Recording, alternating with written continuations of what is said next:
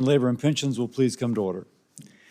Now, my parents instilled in me the value of a dollar. They grew up in the Depression, and they just knew that you worked hard for your money, and if you lost a dollar, it could actually make an impact upon your family. And you had to be wise how it was spent. And really, the American people expect the same from the federal government. If my people back home in Louisiana have one request, if they are sending hard-earned dollars to Washington, that it be spent responsibly, making sure that those who deserve the dollars get the dollars, but those who are stealing the money are prosecuted. And they feel angry right now because of reports that money meant to support families in child care has been at best misspent and at worst stolen. And that seems to be what is happening in some child care programs and some other safety net programs, and this hearing is about that. Minnesota has been a wake-up call to a problem which runs deeper. By the way, if we're going to create support for such programs, nothing undermines support than people stealing from the program. Just to say that. If you believe in these programs, you should be the ones crying loudest for accountability, or otherwise fellow Americans have no belief in the support of the program. Minnesota's Office of the Legislative Auditor has been warning about fraud in their program since 2018. This date, Minnesota consistently with a high rate of misspent dollars.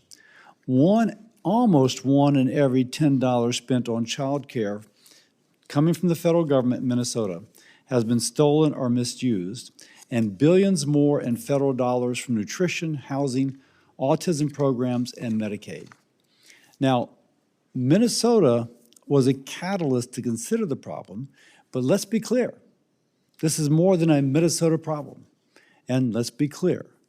It isn't a California, New York, Illinois, or Colorado problem. It is an American problem. Can I see that chart? Some states have done well, and some states shamefully. And this is what we need to look at. Now, it's not enough to be angry. We got to have action. We got to have accountability. We've got to stop the fraud. We've got to protect the taxpayers. We've got to allocate the resources where the resources need to be allocated for those families who actually have the need.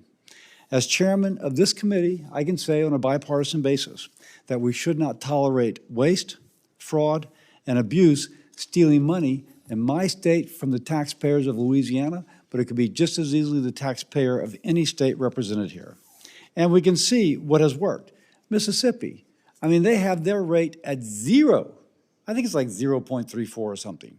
Good for Mississippi. And compare that to Minnesota's 9%. And I hate to say it, I don't mean to embarrass Senator Murray, but Oregon's rate is 35%. Oh, I'm sorry. She reminded me she's from Washington State. You know, sometimes I... Home of the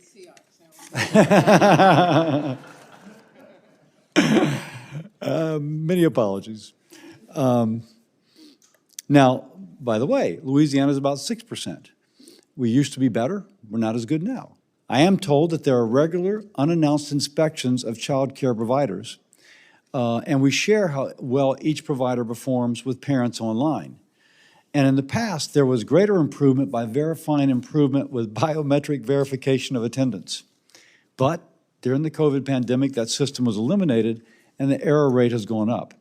But I'm just pointing out, there are systems which can eradicate essentially fraud if they are implemented. The Child Care Development Fund is only able to serve about 1.4 million low-income working families out of the 8 million eligible. Every dollar misspent or stolen is a dollar not going to that working family, which is, by the way, the constituents we are here to serve. And when we say federal funds, let's not be abstract. We're talking about our money. If you're watching this, your money, your neighbor's money, money that could have been used to plan for your child's future, could have been used for a night on the town on your anniversary, could have been used to buy a little bit of a better home, instead going to tax dollars which are stolen. And by the way, could have been used to provide child care support for a family that otherwise could not afford but because of a long waiting list, cannot get in. We got to clean it up. We got to do it fast, and that's why this committee launched a fraud task force last month to expose fraud around the country. I thank Senators Moody and Marshall for leading the health task force, Tuberville and Husted for leading the education, and Mullen and Scott for leading the labor and pensions task forces. Both sides and past administrations have failed to curb this fraud.